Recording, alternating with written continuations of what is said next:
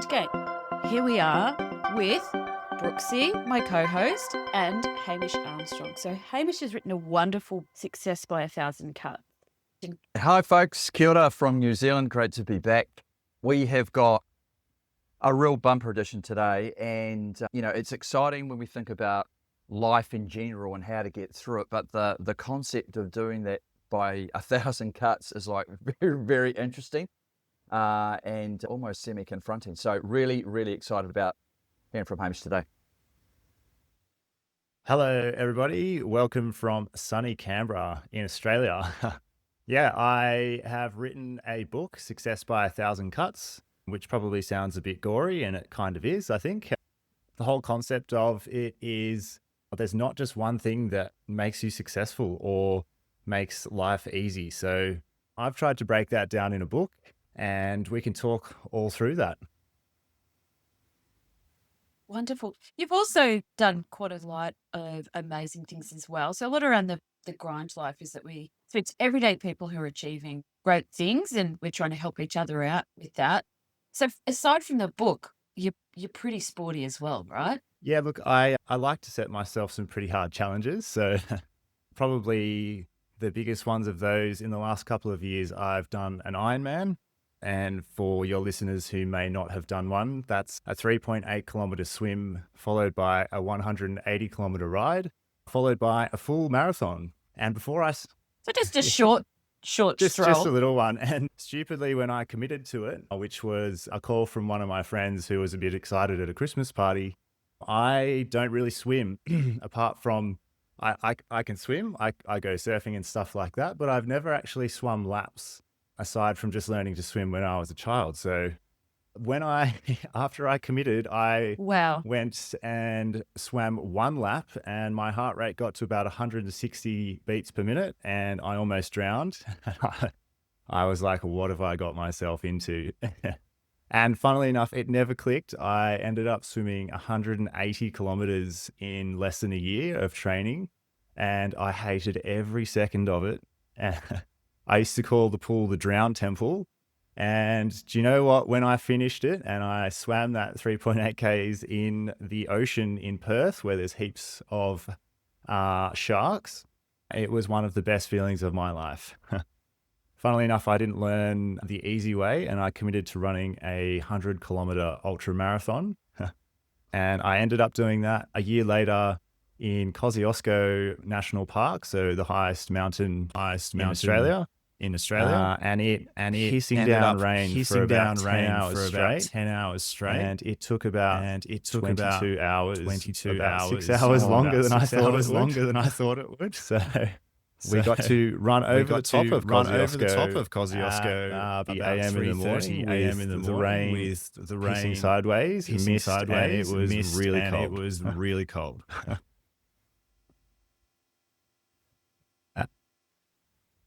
That's amazing. You're like a regular Australian David Goggins. I don't know if I go that far. I did think of him a few times.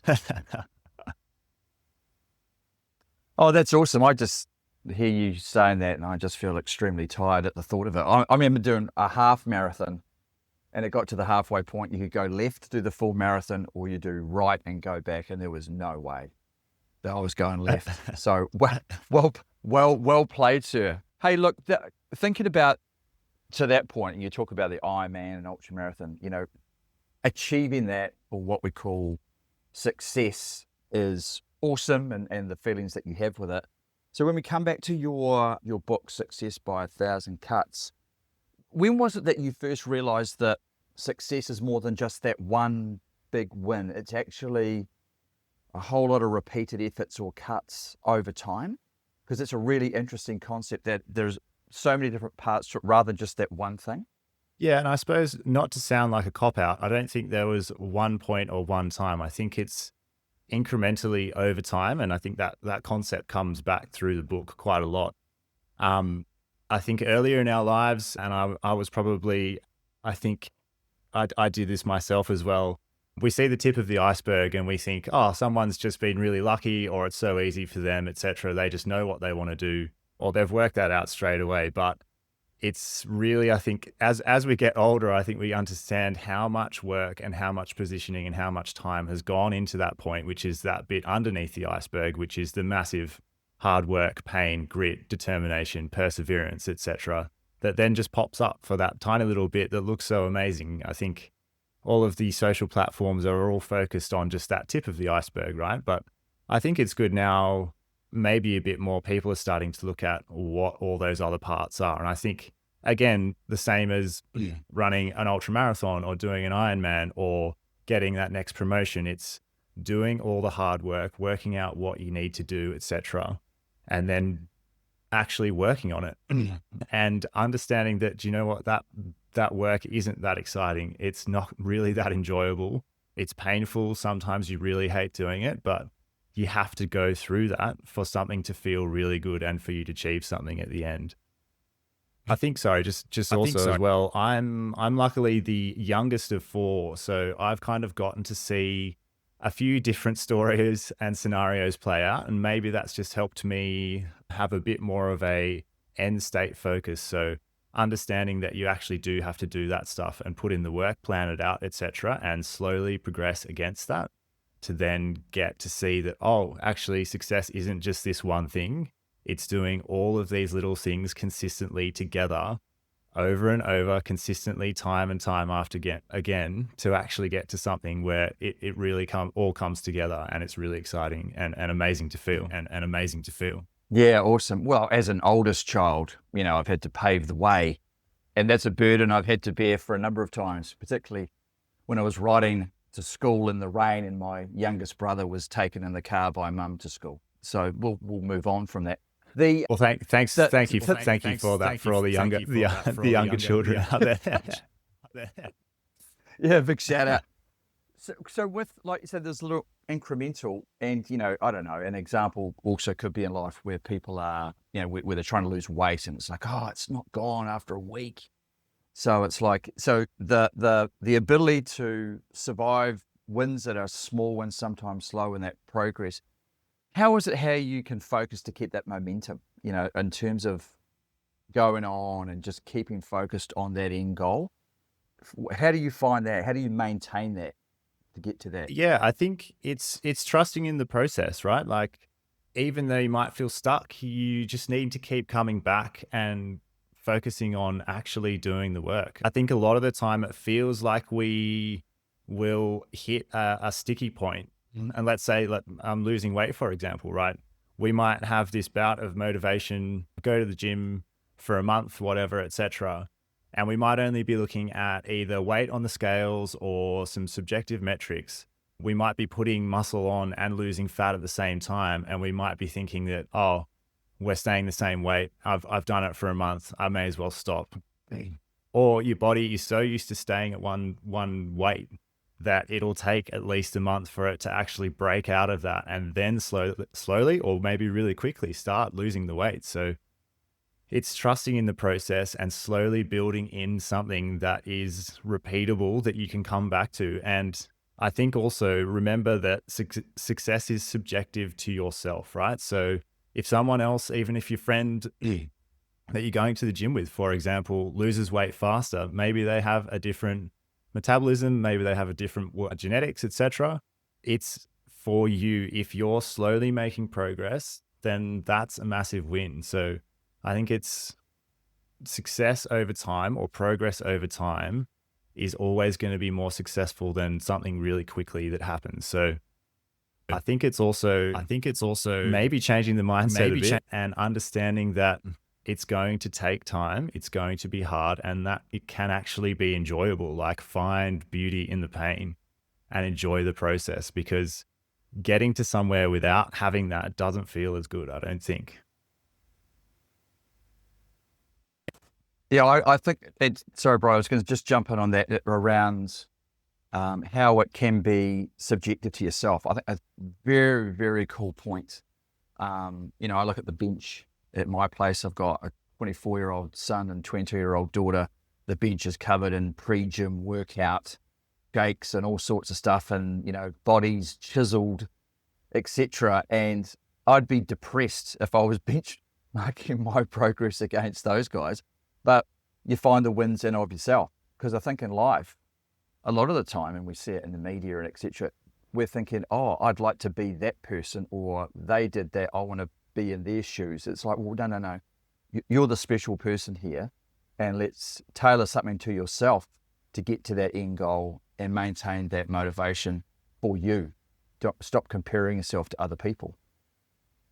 Yeah, exactly. I think one of the most important sections of the book, and I'd actually planned to put it later on, and as I wrote more and more, I had to bring it back to the front, which is working out what your purpose in life is, which isn't trivial, and you might not know what that is, and that's okay. And a lot of people don't know what that is, and that's okay. And I've got some tips in there to try and help you work out what that is. But essentially, knowing or trying to work out what your purpose is gives you that focus for focusing everything else in life around that. So if you can work out what that is, and that might be then cool, I can set my goals. I call them scents in the book, which is scary, exciting, nightmarish targets. So an Ironman, for example, was that for me, or writing a book, something that when you think about it, you're like, oh, I don't know if I can do that. It gives me the heebie-jeebies. But when you think about it actually finishing or succeeding, you get really excited, and you can almost feel that dopamine release.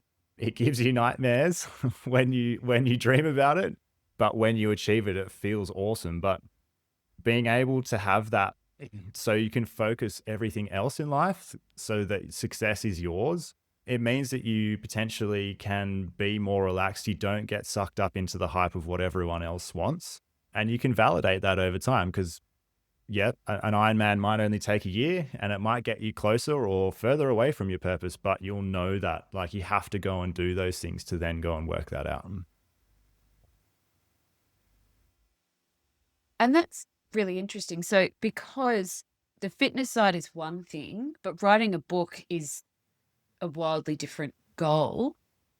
So were the steps that you took or the way that you managed that different in terms of setting the goals, or was it the process that you followed the same? Yeah, I think there's actually a framework in the book called Get Shit Done, or the Get Shit Done system. So the GSDS or GSDF framework, I think I call it. So a great question. Essentially, the process stays the same, right? So understanding what the target is, so essentially not dying or drowning or getting eaten by a shark, and being able to ride the whole distance, etc., but ultimately finishing, versus having a book published out in all the different mediums, so Kindle, hardcover, and an audiobook.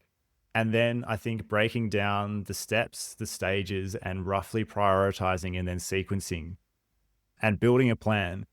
But most importantly, starting the plan and having a process where you can iteratively increment and pivot, reprioritize, so you can actually work on the right things. So there's this huge concept that I talk about, which is learning by doing. And it's borrowed from some pretty standard sort of agile delivery framework methodology type stuff. But a plan is great until it starts. And I think, what was it, Mike Tyson? Everyone has a plan until they get punched in the face, right? So you never know all the unknown unknowns that are going to come. So it's really good to have a plan, and it's all, I think, really good to try and sequence all the components out and then slowly progress and iterate and improve and refine from there, and build in what I call a retrospective process, which is about what went well, what didn't go well, and how can we change the things that didn't go well so I can improve.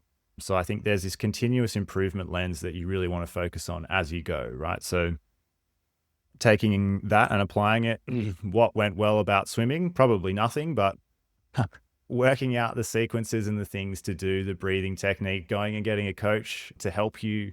One of the hardest things with swimming and trying to teach yourself swimming is you can't actually see yourself. So getting someone who can be like, why are you kicking sideways? That's stupid. You're not going to go straight if you do that type stuff. And then I think, again, breaking that down with the book, working out what software I wanted to use, getting the chapter sequences or even just the sections right, and then working on the chapters in terms of the sequences, and then going, actually, no, that doesn't work there. And as soon as I start writing, then I'd get more ideas of where stuff went, etc. then working out the best writing process of when the timings worked best, all those sorts of things, getting feedback from people, etc. So I think the process stays the same. It's what the goal is, and then that dictates exactly the things that you're going to work through. But it's that same process of working out the target, breaking it down, prioritizing, actually doing and learning from doing, and then pivoting and iterating over time.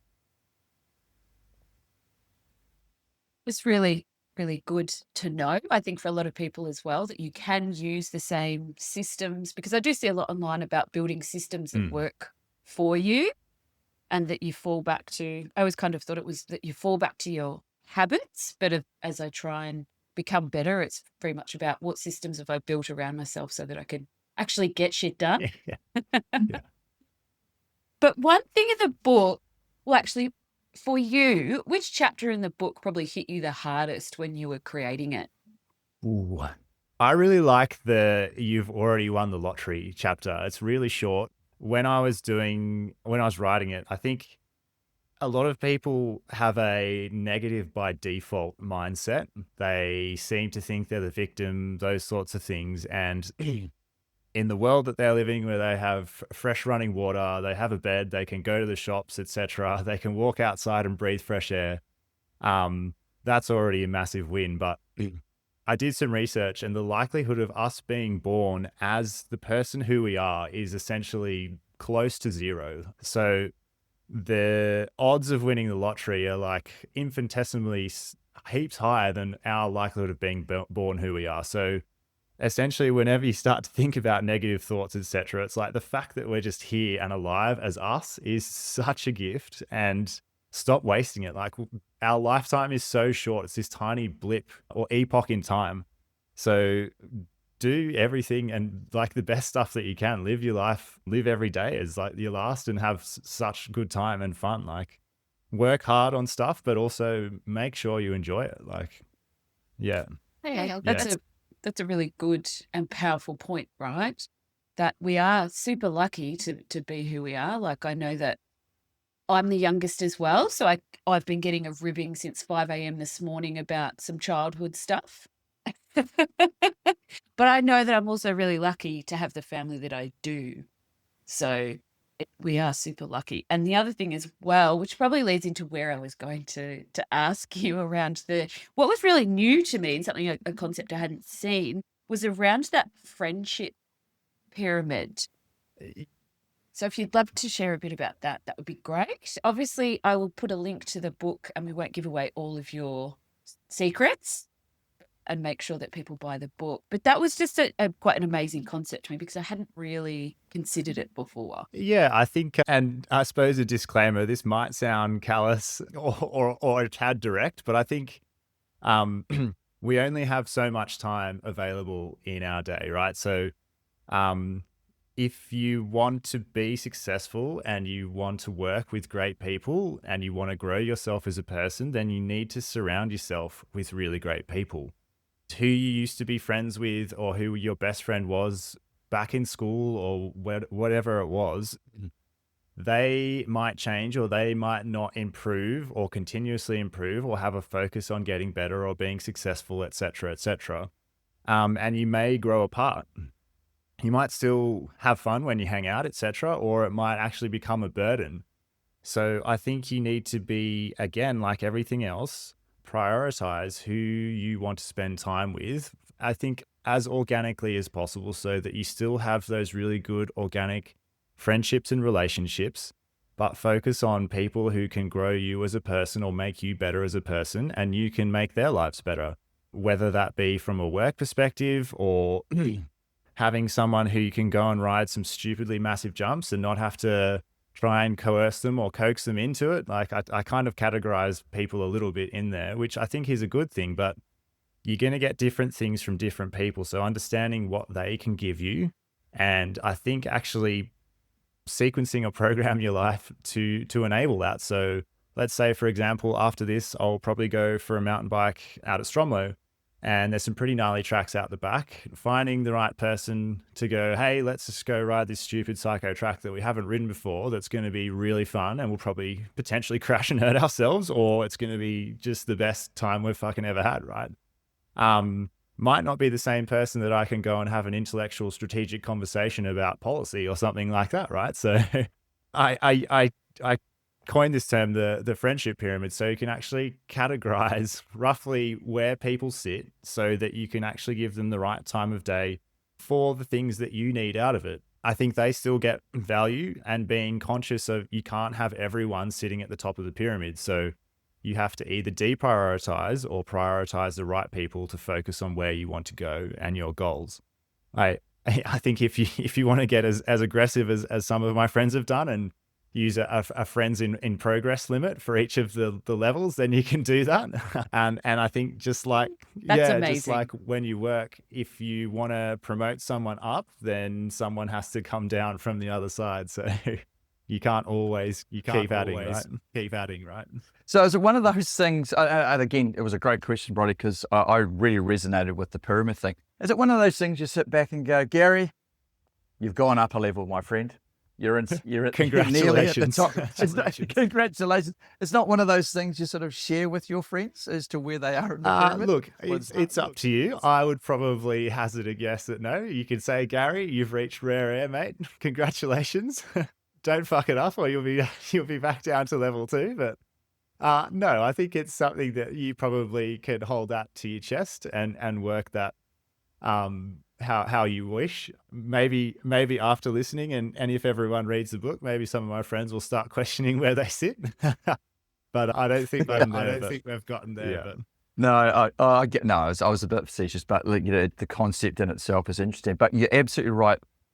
We've only got so much time in the day, but what we don't know is how much time we've got from an overall perspective. And I really resonate with stuff in my life of recent times where it is for me about the experiences. It is spending time with the right people, whatever that is, if we use the pyramid example. So I totally understand that.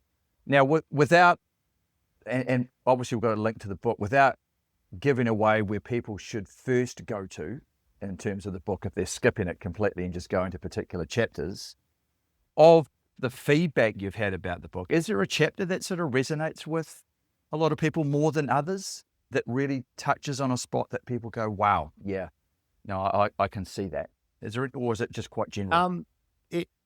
Again, not to sound like a cop-out, I think everyone that reads it is all in a different spot in life. And I think also, as I kind of, there's a whole section on people in the book, as I kind of allude to there, everyone is different and their brains are very different. And I think that's a great thing. So depending on the type of person, where they're at in their journey, I suppose, different chapters are resonating really highly with people. So, for example, a work colleague who's just listening to it at the moment found there's a section called inspection and response in the mindset section around people. When you receive information, unless you've practiced your mind, people react. And I kind of use react as your sort of system one, your immediate reaction, fast brain, not actually thinking and reacting with probably something that you didn't want to, and that might make something more inflammatory, for example. So taking some time, being able to try and control your emotion and think through the best response options for the outcome that you want, and then responding with that seems to resonate really well with them, for example. Some people who are absolutely rubbish at money management really like the money management section. And then I think some people that are probably not that into health or fitness are really finding those sections great. And I think also the sleep chapter, which I think is something that is so underrated at the moment, and most people don't really focus on that or track anything to do with that. So yeah, I think it just depends on who it is that's reading it. Yeah, no, thank you. Sorry, I was going to say that was the right answer, and where I thought you might be heading, because it's so deep, and the richness of the value across variety of chapters, that it'll speak to a variety of people in various sort of ways. Just before we get off the book, we get off that particular questions, do you look back now and you've written a book that's pretty bloody good, right? You sort of sit back and yeah, here it is on the shelf, I'm made. Or is it like, you know what, I've actually got more things I want to share, I'm going to write another book? Are you sort of, where's your head with that? Do you know, it's like doing an Ironman, running 100 Ks, they're feeling at the end, and I think the book is the same, and maybe I think the book's taken me 4 years to write. So getting it there and actually being able to touch and feel it and say that I suppose no one can really change that or ever take that back does feel amazing. And I think just from grinding through all of that, um, and I think because I've self-published everything, learning that journey was very, very challenging. I think I joked to some of my friends, if I was to write another book, it'd be how to self-publish a book because it's fucking hard. And there's so much content and information available, but there's nothing that links it from start to finish. And I think the other challenge is all the platforms that you use change so much because they're all cloud-based, etc., that probably by the time you'd published it, it's all different. But doing that, and then I think to add on narrating it yourself, and because I recorded it all, edited it all, and published it all myself as well. And I am not good at that shit to start with. So What a bloody legend, though. Like, that is gritty as hell. and Like, I think congratulations. because I a lot of my day job, which is kind of consulting and stuff like that, it's quite a slow, if ever, a return feedback loop. Whereas you can hear if your microphone sounds shit or if your voice sounds monotonous, etc., which it did for the first 10 chapters, which I re-recorded a couple of times. And I think just seeing like the actual book, and it looks cool. Well, I think it looks cool anyway. So every time you open it, like, it kind of brings you joy, etc. I suppose maybe if you're going somewhere in terms of, I've probably at the time of recording, I think the audio book was published probably about a couple of weeks ago. Have been relaxing, and I've focused this year a bit more on having fun. But I am starting to look at maybe my own coaching style business. I've done an executive coaching certification, so I'm just looking at other certifications and stuff like that. And I think the reason why, and it probably goes towards where my purpose is, I like helping people and I like seeing continuous improvement in other people from stuff that I'm doing. So starting to shape out what that could look like. So I'm pretty shit at going to a resort and lying there. I can go for a couple of days and punch a million cocktails, but then I want to go and do something. I'm not very good at sitting around and doing nothing for too long. So, Which does lead into another question that I had for you around, you've got a nighttime routine that you mention in the book as well, which is obviously your day starts the night before, which I tended not to believe until very recently. yeah, I think, So have you yeah, go, no, sorry. I think I was always one for you can sleep when you're dead type stuff and burning the candle at both ends. And look, that you can get a lot of stuff done, but I think subjectively you don't realize how much you're retarding yourself in terms of your actual abilities to do stuff. So I listened to a book called Why We Sleep by a guy called Matthew Walker, and it literally changed my life.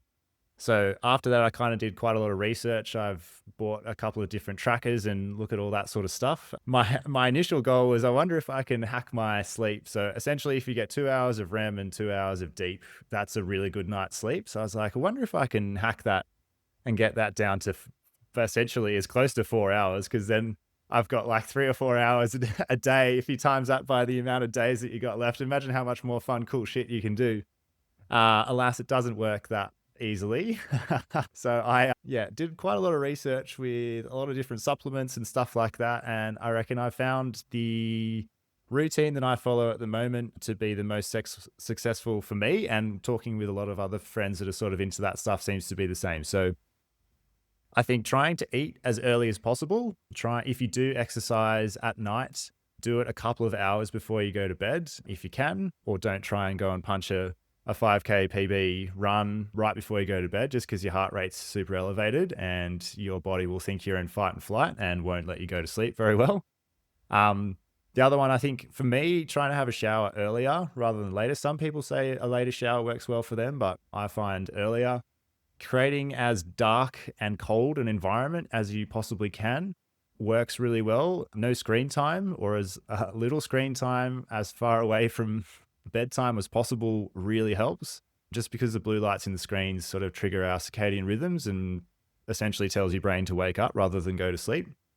one of the biggest hacks I've found is earplugs, and just the shitty tradie, like $5 fluoro foam ones, because they're soft when you lie on your side. I've tried some of the more sleep specific brand ones and they don't really work as well for me because they hurt my ears. An eye mask if you really want. And that's pretty much it. I think the other probably two things: do exercise during the day and work hard. I fall asleep. Sometimes my ring tells me I fall asleep too fast, and that's like 2 or 3 minutes just because I'm stuffed when I go to sleep. So yeah, I think those things, and you're going to have a pretty good start. I'm very jealous. I can definitely not fall asleep in 2 minutes. Awesome. So I'm just moving on to. Oh, sorry, Brooksy, you've got the dive in? No, I was just going to say, the cold dark thing and the lack of screen time. I can hear about that all the time, when they encourage people to go to sleep. But the cold and dark, as we're going into a change of season now, awesome. That's a way that's a way for me to get off to sleep very, very quickly. No problem at all. I need to start. But 2 hours of REM, 2 hours of deep. Whew. I haven't measured it for a long time. I can't, there's no way I'm getting that low. I'm getting that much sleep. So that's like good reminder. And I think probably just to finish that off, like one of the things the very first thing I do when I wake up, check my sleep stats to influence if they're shit or if I've done something or if I've not slept enough. That will influence me to be better or go to sleep earlier and follow that protocol more closely the next night. Like, I'm not perfect. Everyone's not perfect. Sometimes I'll be on my phone until a bit later, or on Tuesday nights, for example, I go rock climbing and I have a burger and a beer after that with some mates, because there's that healthy tension of having fun versus being perfect. Like, you don't want to, I suppose, I think I kind of say it in the book, you don't want to live to 150 and have a shit boring life. Like, I'd prefer to live to 100 and have had an absolute awesome time. And look, maybe my body isn't going to last that long, but I want to have as much fun as possible as well. So trying to align those, and I think setting the right foundation so good sleep, etc., will enable you to be more efficient, more effective, all that sort of stuff. But no, you're not going to be perfect, or understand what happens when you blow it out so you can recover from that as fast as possible. So yeah, there is people out there shooting for perfect. You know, Brian Johnson, have you seen some of his stuff? I don't think I have, no. Oh, he's the tech guy. He spends $2 million a year on perfecting his routine. I've heard about this guy. Yeah. Yes. So he's militant about his sleep routine. So I watched a couple of YouTubes with him and I was like, oh wow, I'm so far removed from that. Well, yeah, I think. And his life looks boring. I think the other thing, like, sometimes the human body is an interesting thing. Like, sometimes you might go out and have an absolute bender of a night and have an absolutely great time and have 3 hours of sleep and feel fucking amazing for the next 2 or 3 days because you've spent time with friends, you've heard awesome live music, you've just had a great time. Like, it doesn't always just work like it does on paper, but coming back and making sure you have those right foundations so that you're generally pretty good, I think, is quite important. So yeah, definitely, because the whole human connection thing is so important, because the way we connect with people now is like different. Like back in the day when I was in high school, everything's about face to face, and if you've got to be at this party or you've got to be at this sporting event, if you don't play netball, like you got no mates, that sort of thing. Whereas now with the online community, as much as there's bad stuff, there's some good stuff as well, because you get opened up to different things, and you can probably set. I'm going to try this actually. After you've mentioned the friendship pyramid, I'm going to try this, set up my YouTube, because YouTube Premium's been a game changer for us in our house. But who we watch in terms of, set up a bit of a pyramid for that. I'm sure my husband's going to love it. I'm stoked. No, I think the thing about with people is I'm similar. I get energy from being around people. Like, you just sort of feed off it. Last night I was watching the Warriors up the wires. They had another win. And I was like, I could just sit here and just relax and watch TV. And I was like, no, picked up my dozen Lion Red beers and went to my mate's place. We had a cracker of a night with the lads. I mean, So That's it's just sometimes it's just that little bit of motivation, and you never, wow, depending how big the night was, you never regret it, right? And you go, and today I'm going, shit, that was great, and there's a whole lot of banter on the old text waves. Nice. Hashtag winning. Yeah, that's beautiful. Like, I'm very big on the people connection side of things, and I too get a lot of energy from being around people, but also love being on my own as well. So I can definitely relate. So now there was one other question that I did want to, before we start moving towards the end, was just around, so you're very generous with your advice, and the book is super, super helpful, and highly recommend it to people if you're looking for that all-round life improvement. But is there any advice that you'd give to someone who's potentially feeling a bit burnt out, and ways they could kind of start slowly to help themselves out? Yeah, I think maybe the first step would be, what are you actually grinding for, and why are you burnt out or feeling burnt out? So I think coming back to that purpose thing, as I think everything hangs off that, if you're just grinding or burning out for, let's say, to get a promotion or to make a bit more money or to be impressive to someone else, etc., what's the reason for that? Like, is that little bit of extra money actually going to make your life better or different? And if you don't know the answer to that, then maybe it's no. Money just being a catalyst to enable the things that we do to be potentially better. And then I think if that's the case, maybe pause, take stock, go back and try and work out what your purpose is. And as I said, there's some really good steps in the book to do that, because if you don't know that, then maybe have a think about that, because that will really influence all the things that you're doing, and it'll maybe completely change your mindset around what you really want to strive for or grind for. Now, if the answer is, I really want this thing and it's just because it's hard, then fucking lean in and have a crack and keep doing it. And if I suppose then if the answer is, if it's not happening fast enough, then is there really a time limit on it? I think coming back to success is subjective to yourself. If you feel like you're making progress, then that's great. Like, don't beat yourself up about it. But enjoy the pain, like come back, build a resilient or consistent process that you can come back time and time again, that doesn't need turbocharging of motivation to actually do anything. Build in that slow process and just grind it out. Like, when you get there, it's going to feel fucking awesome, and it will only feel fucking awesome if you've actually grinded through it and gone through the pain and the suffering, etc. Yeah, I think working it out. Like, you have to really want it. And I think maybe one thing that you can do to maybe answer that question is visualize what it would feel like to actually get what you're grinding for. If that floods you with emotion and dopamine and all the exciting things, then that's probably a really good indication that get in there and keep going.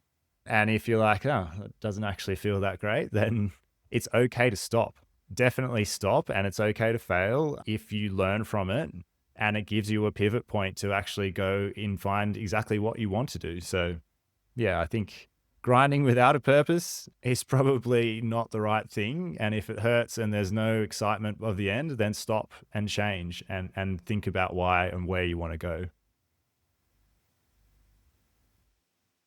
Perfect. Yeah, no, yeah.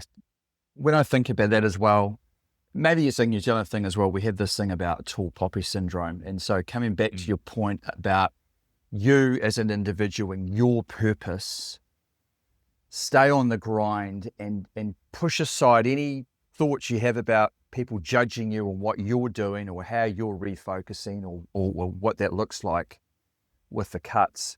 Because the reality is, by doing that, you might inspire 10 other people to go and do something that's similar or different, but they've lasered in on their purpose. So I sort of take that in life just generally. You never know who's watching. It's the old adage, I've got kids and, they're always watching what their dad does or doesn't do, but pushing ahead and really motivating and seeing that whatever that mountaintop is, and keeping that in your mind's eye, because that's what you want to get to, and visualize what it would be like to stand at the top of Everest. How bloody cool is that? And keep that focused every day. And I think the cool thing, once you get to the top of Everest, you have this whole different view and perspective to be like, oh, there's another mountain over there that maybe is a little bit bigger. And obviously, hypothetically, because Everest is the biggest one in the world here. But then you can be like, oh, I want to climb that. And now I know why. And I'm really good at rock climbing or climbing mountains because I've just climbed one and I've learned all this cool stuff. Right. So, yeah. And speaking of that, what's next for you? Like what's on the list for your achievements next? Yeah, I think the coaching thing, to have a look at that. I think one of the reasons why I want to do that is that I think in consulting you have to purchase the problem, and that's not always that exciting, or you just get pumped and you're always on a really big time limit. There's heaps of pressure, all those sorts of things, and you have to deal with a lot of politics and all that other crap. I think you get instant feedback. You get to work with people that you like, and you can build that sort of thought partnership over time, which I think is potentially really rewarding. So I want to focus on that and move towards that. Obviously, you need to make that viable, etc. And I can tell you that the book's not, unless I sell billions of copies, it's probably not going to be a revenue stream to keep my going. I like buying bikes and I'm really good at crashing and breaking them. So I probably need at least 2 income streams. I think, as I sort of mentioned before, this year I've really focused on not doing some stupid endurance exercise that stops me from being able to do fun stuff. Because as I said, I'm really good at crashing and breaking shit, including myself. So you kind of have to stop doing those fun things as you get towards the pointy end of some sort of endurance exercise. So I want to try and do faster lap times on my motorbike. I went and raced the Downhill National Championships in Mount Buller for the Masters 2 old dogs category, and missed out by 1 second, I think it was, and came second. But that was really good. When I managed to absolutely pump myself, I snapped my bike and broke a helmet and smashed myself quite badly 2 weeks beforehand, and then clipped a pedal a week after that, just before we were about to drive down, and smashed my face into a rock and cut all the same bits, and somehow managed to still race, which was good. So I think focusing on some more fun stuff and then sort of just resetting, and I think enjoying life. I think, yeah, I was writing the book whilst I was doing the Ironman / the other thing, and still having that sort of full-time job as sort of like a quite important position. So yeah, but it's funny, as soon as I don't have that there, and I've found setting those scents really makes me enjoy life more, because I feel like maybe I'm starting to waste some time. But I'm also quite hard on myself. So I think just enjoying maybe a little bit more business as usual. So yeah. Wonderful. Well, that's good, because they're all really important goals as well, right? Because you want to have balance, and we have seasons of our lives where you really want to fuck shit right up and get everything done. Yeah, exactly. Yeah. And then others when you're like, right, I need to focus a bit more on honing a few different things. So if people were looking to get coaching from you, what would be the best way to reach out to you? Ooh, I haven't really fully set it up yet, That's but cool. maybe I can share links. I think I kind of want to make sure I've got it set up properly first. That is very good Yeah. advice.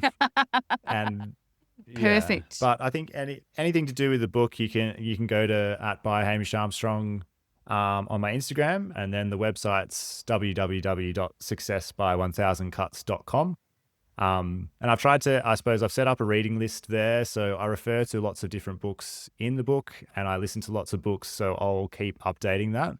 So if you want to dive deeper, I've got a little synopsis, etc. on there in the book. And maybe this is a deterrent, but I've got little bits of homework for you in there, because I think theory and practice, you actually have to try and apply the theory to really understand and learn.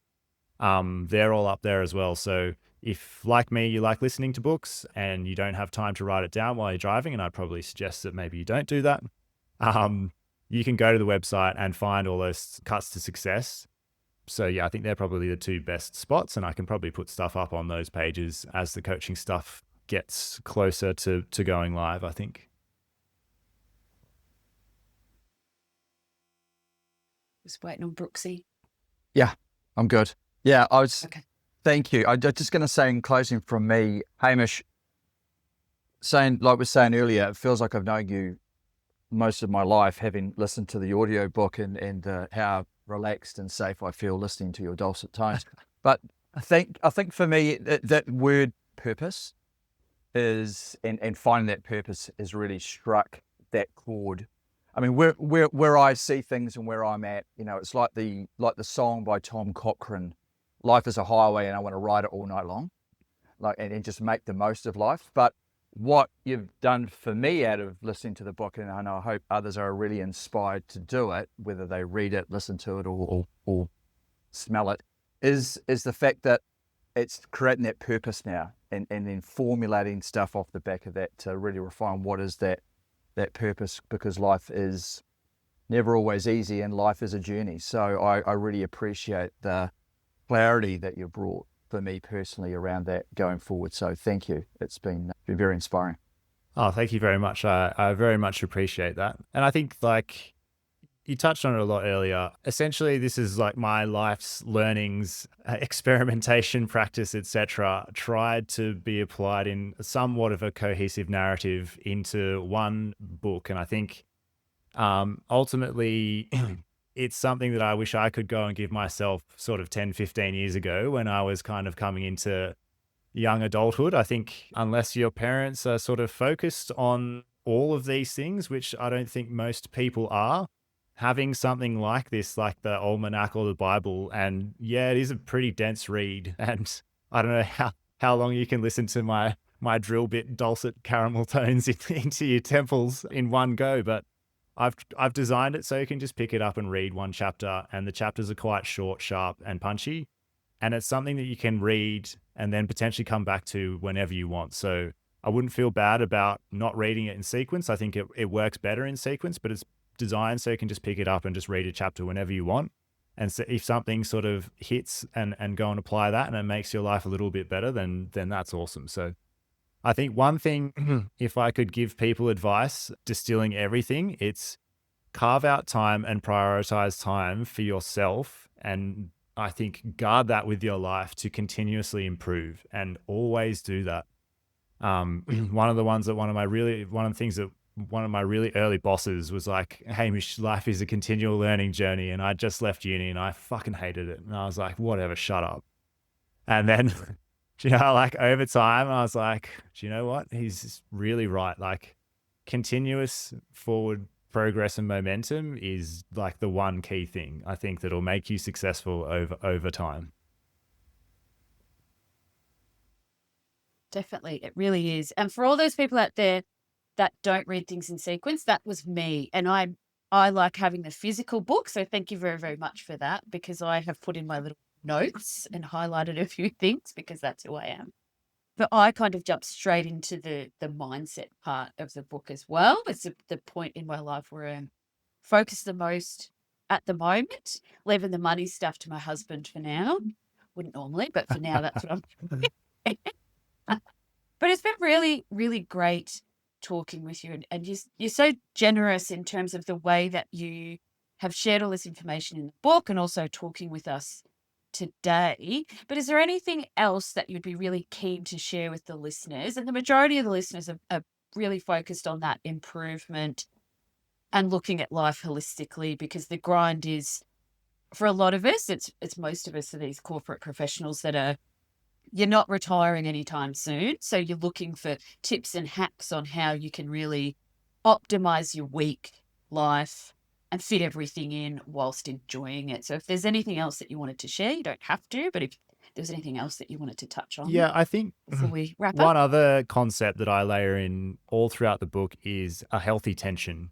And what I mean by that is like we all focus on grinding and trying really hard to get to something, but I ultimately work to live and I want to have as much fun as possible, right? So however I can grind, and I really like working and I like working hard on stuff that I enjoy or that I think is going to deliver value to other people, but you have to have fun, like, and you have to include play. Like if you look at humans, like we are just playful beings, like we have to do that, and it recharges our batteries and our emotional, our social batteries.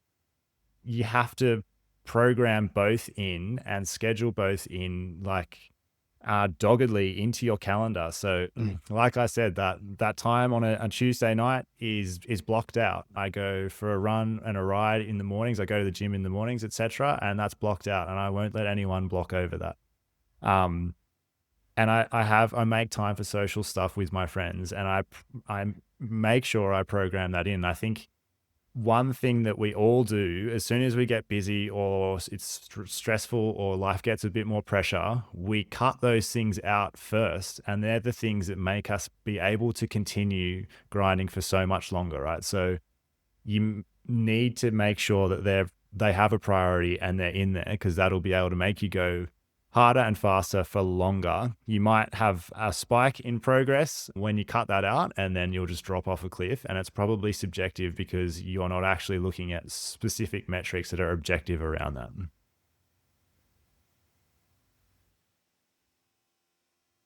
Wonderful. Thanks so much for that, Hamish. That was really great. But yes, because you definitely need to have that balance as well versus just grizzing it out sometimes. But thanks so much for coming on The Grind Life. We do really appreciate it. And I'm sure the listeners are really going to love this one because it really does align with what we're all about in the Grind Gang.